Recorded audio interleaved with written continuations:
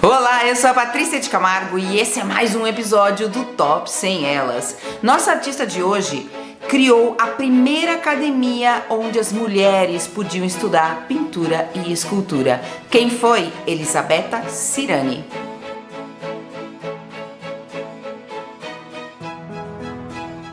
A Elisabetta nasceu em 1638 na Progressista Bolonha. Progressista porque até o bispo da cidade encorajava os pais a educar suas filhas. A Elisabetta era filha do principal ajudante de um dos grandes nomes da época, Guido Reni.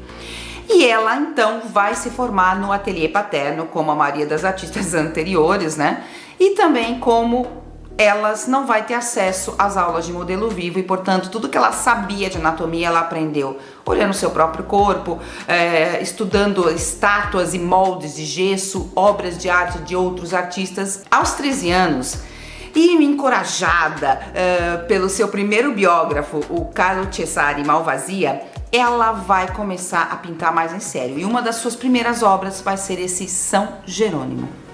Uns anos depois, o pai, que sofria de gota, fica inválido e ela tem que assumir o ateliê paterno. Não apenas pintar, mas também supervisionar os aprendizes e assistentes. Com 16 anos de idade, se converte em pintora profissional e arrimo de família. E estamos falando de 9 membros da família que ela vai manter com seu trabalho e mais todos os assistentes do ateliê. Portanto, você imagina o peso que tinha essa menina nas costas.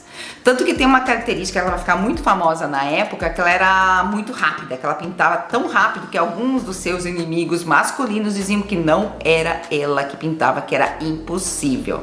Mas, gente, com todo esse peso nas costas, vocês não acham que isso era uma necessidade? E também pensa que ela começa, o pessoal começa pedindo para ela 5 obras, no ano seguinte já pedem 18, sendo que 2 dessas 18 obras ainda ela transpõe para a gravura, o que é um trabalho duplo. Sim, ela também fazia gravuras com a técnica da água forte. E com 19 anos, ou seja, ela já levava 3 anos de chefona, ela recebe uma encomenda importantíssima da Certosa de Bolonha, que é tipo um complexo religioso da cidade, que quer redecorar, né, algumas instâncias e chama 6 ou 7 artistas e apenas ela de mulher. Ela sabia que essa obra ia ser seu cartão de visita, sua carta de intenções, mostrar tudo que ela podia fazer era importantíssimo. Então ela vai dar um giro no tema. Aliás, essa é outra característica da Elisabetta. Ela vai ser inventiva, ela vai mostrar narrativas temas de formas diferentes. Agora, dá uma olhada no que ela fez. Primeiro, complexidade total com esse número de personagens. Quando você trabalha com perspectiva, ou seja, com essa ilusão de profundidade, de realidade também, né? É muito complicado conseguir um bom resultado plástico com tantos personagens. E por que tantos personagens? Tipos diferentes para mostrar que ela seria capaz de fazer retratos dos mais diferentes tipos de pessoas. Coloca uma cena de gênero. Lembra? Cenas do cotidiano. Olha lá, uma mulher pendurando lençóis no galho de uma árvore. Paisagem, a gente vê uma palmeira. E claro, a cena religiosa, onde nós vemos São João Batista batizando a Cristo no Rio Jordão. Ela vai receber outras encomendas de igrejas, mas a grande parte da sua produção está relacionada com colecionadores privados. E um deles foi Cosimo III de Medici, que na sua passagem por Bolonha, primeiro ele queria conhecer a artista, né, porque era tão famosa, que pintava tão rápido e fica muito impressionado com ela, tanto que ele encomenda uma Virgem com Menino, que é um tema muito recorrente dentro da sua produção artística. E ela escreve no seu inventário, super orgulhosa, que ela entregou a tela para ele antes que ele fosse embora da cidade. Sim. Ela também vai produzir muitas heroínas, mulheres, né? Como a nossa Artemisia, mas claro, desde outro ponto de vista. Olha a Judite com Holofernes da Artemisia e da Elisabetta. E quando eu falo que ela dava outro ponto de vista, normalmente está relacionado muito com o momento da narrativa do personagem que ela escolhe. Por exemplo, Cleópatra. Normalmente era pintada se suicidando. Mas a Elisabetta não quis saber de nada disso. Ela pinta outro momento da sua vida, que é quando ela pega uma pérola, que seria a maior pérola do mundo, e para mostrar para o seu amante, o general romano Marco Antônio, que ela não quer saber, ela está desinteressada na opulência, no luxo, ela pede um copo com vinagre para dissolver essa pérola. E olha aqui o nosso conhecido forte contraste de claro e escuro, como se tivesse uma luz iluminando o rosto da Cleópatra e gerando sombras fortes, duras no restante da cena, que é o quê?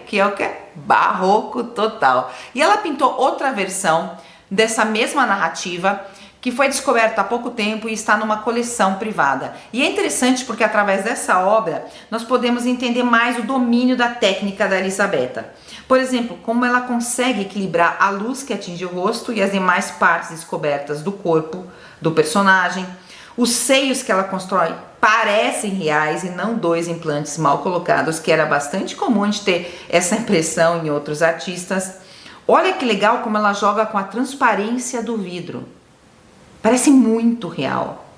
E isso era uma habilidade, essa habilidade de construir transparência era um signo claro de maestria, de expertise. Lembra quando a gente falou de Clara Peters? E era tão difícil construir a transparência, mas ela tinha tanta habilidade que, olha no fundo, ela coloca um vaso transparente que está praticamente na sombra. Outro fato revela seu prestígio, e fora de Bolonha. Porque a Academia de San Luca, nossa velha lá conhecida de Roma, lhe concedeu o título de professora que lhe dava o direito de abrir sua própria academia. E foi o que ela fez em 1660 em Bolonha. Ela abriu a primeira academia dedicada a ensinar pintura e escultura para mulheres. Quiçá foi a primeira do mundo, mas eu não me atrevo porque a gente ainda está engatinhando nessa história das mulheres artistas. E passaram 18 mulheres por lá e foram relativamente poucas, você já vai entender o porquê.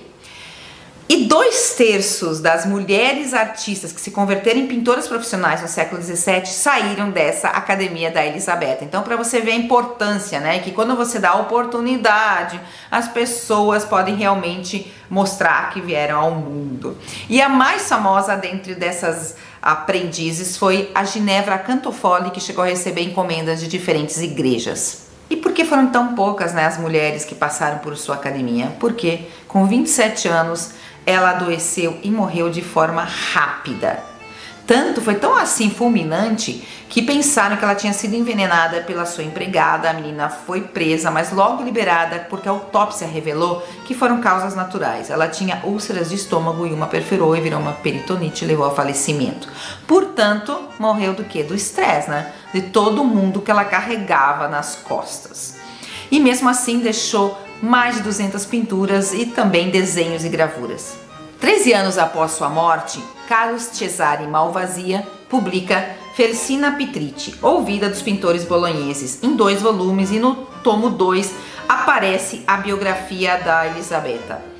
E é muito interessante porque esse livro é um contraponto e quase uma resposta ao Vasari. Lembra aquele primeiro livro de história da arte, mas que tinha um enfoque bem toscano, né? E um pouco preconceituoso com outros artistas de outras regiões. Mas ambos livros até hoje têm uma importância fundamental, tanto na história da arte como na crítica de arte. A cada novo episódio do Top 100 Elas, eu acho que fica muito claro que a falta de oportunidade limita, e que por mais esforço que você despenda numa atividade, se não existe um fator sorte, se ninguém te ajuda, se não existe uma fresta de luz no fim do túnel, você não chega. E eu acho que dá para fazer um paralelismo com o nosso sistema de cotas empregado em diferentes países do mundo hoje em dia. Por quê? Porque o nosso mundo ainda não é equilibrado o suficiente para prescindir desse sistema de cotas. Um dia será? Eu espero do fundo do coração que sim. E com essa esperança eu deixo vocês aqui das Canárias com um beijo no coração. Fui!